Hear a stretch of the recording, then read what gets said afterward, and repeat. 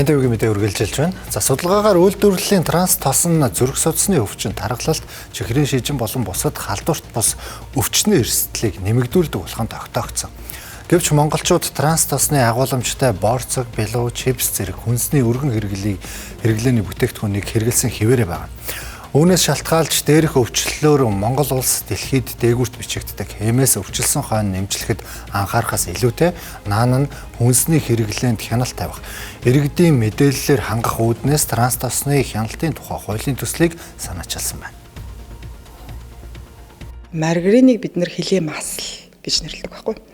Тэгэхээр энэ маргарин маань ерөнхийдөө маргарин дотор байгаа ханаагүй төсний өвчлийн транс изомер нь хүний организмд шингдэггүй. Тийм учраас бол судсан дотор бөглөрөл үсгээл байгаал байдаг гэсэн үг. Ерөөсөө тэгээд бидний хоолт ихэнх нь маш ихэнх нь бага насны хүүхдэд ялангуяа маш их хэмжээний борцог чипс өгч штэ тий. Тэгэхээр энэ бол багасаа бол энэ зүрх судасны янз бүрийн өвчний бол үндсэн шалтгаан болж байгаа гэж үздэг. Дэлхийн олон улс орон транс тосны хэрэглээг хууль эрх зүйн зохицуулалтаар хязгаарлаж зөвхөн амынхаа эрүүл мэндийг хамгаалах бодлого хэрэгжүүлээд байна. За иймээс хэрэглээнд хяналт тавьж шошгожилтыг сайжруулах, иргэдийг үнэн зөв мэдээллээр хангах үүднээс транс тосны хяналтын тухай хуулийн төслийг санаачлан гарын үсэг цуглуулж эхэлсэн гэлээ.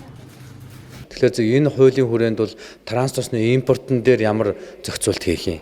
За сургууль цэцэрлэгүүд дээр бол бүр хязгаарлая гэж сургууль цэцэрлэг болон нийтийн хоолны газруудыг бол 100% хязгаарлая гэсэн санал оруулж ирж байгаа. За тэгээд татвар дээр нь ямар асуудал яригдах юм.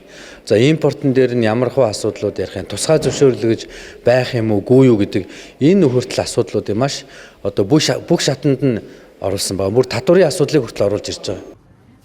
За одоогоор парламентод уг хуулийн төслийг дэмжиж 7,000 хүн гарын үсэг зурж байна. За энэ тоо 100,000-д хүрчээж уг хуулийн төслийг байнгын оройгоор хэлцэх юм.